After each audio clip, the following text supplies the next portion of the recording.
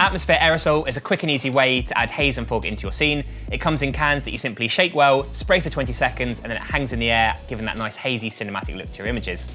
We've used it in a variety of environments over the past 6 months, and it definitely takes some practice to make sure you're using it correctly, so it might be worth investing in a couple of cans when you do buy it.